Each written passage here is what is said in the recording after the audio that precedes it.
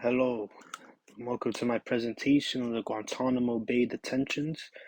My name is Samuel Sandoval, and let's get right to it. So, first, here's what we will be discussing is what is Guantanamo Bay, a brief history on Guantanamo Bay, who was detained and why were they detained and for how long, what happened to those that were detained, the aftermath, as well as justice. What occurred at Guantanamo Bay have to do with justice? So first off, Guantanamo Bay is a section of land in Cuba. It was built in 1903, however, established as a naval base in 2002 by the Bush administration as a result of the September 11th terrorist attacks in the United States. The U.S. government, under the President Bush administration, initiated a global effort to combat terrorism. And so, as a part of these efforts, the military established the Guantanamo Bay Detention Facility, which became known as the Detention Camp or Gitmo. So, who was detained? Why were they detained? And for how long? The individuals that were captured during the U.S. military operations in Afghanistan were those that were a part of the detained, as well as other parts of the world in the aftermath of the September 11th, 2001 attacks, were individuals that the U.S. decided to detain in these facilities. Now, why were they detained? As part of the war on terrorism, the United States decided whether certain individuals were a threat to the United States or not, and to quote unquote a threat to democracy and the republic, the freedom of the American citizens. They were designated as enemy combatants by the U.S. government, and many of the detainees were suspected of being associated with groups like Al Qaeda, the Taliban, and other terrorist organizations that the U.S. deemed to be a threat against national security. During the duration of the attendance, During the duration of the detention for individuals at Guantanamo Bay varies. Many detainees were held for relatively short periods, while others were held for many years. It depends on various factors as to why some of these individuals were detained, including the circumstance of their capture, whether or not they were perceived as a big threat or not, as well as the policies that were evolving throughout the war on terrorism. Now, what happened to those that were detained?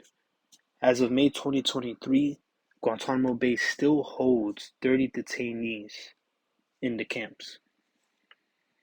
See, while in these camps, the individuals were subject to torture in various forms, as well as religious discrimination, sexual degradation, and much more. In many cases, it was determined that individuals were wrongly detained, and so efforts were made to release or transfer them. Now, the process involved a reassessment of the evidence, the intelligence, and determination that the individual did not pose a threat or did not have the level of involvement initially suspected. Here are some photos of Guantanamo Bay as well.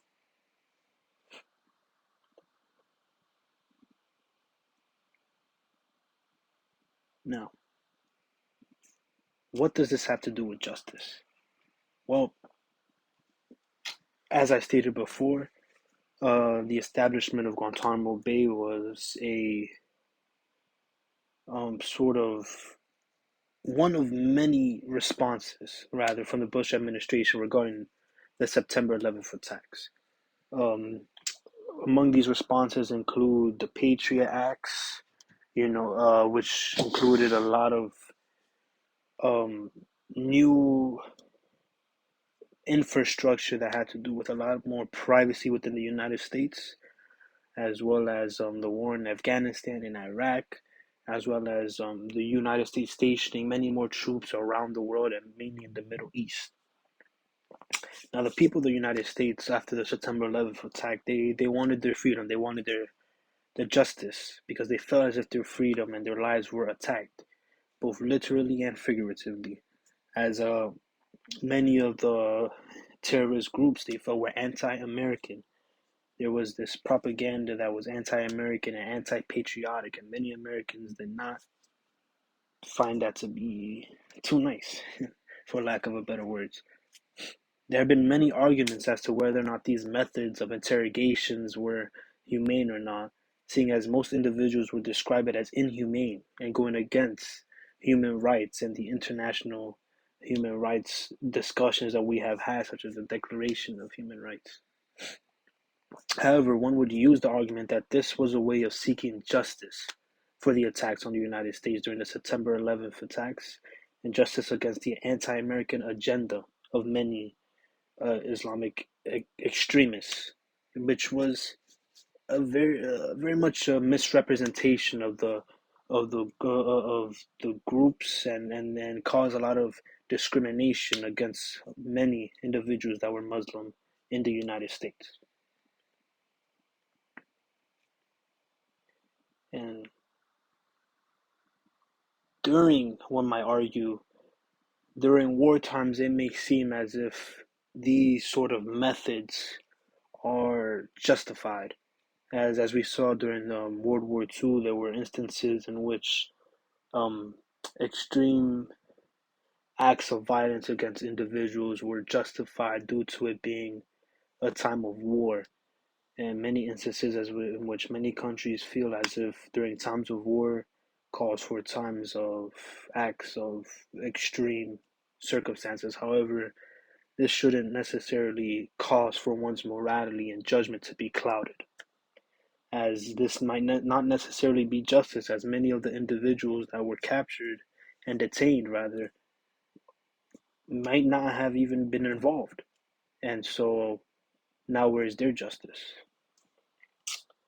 And now that is all. I thank you for the attention and for listening in on this presentation.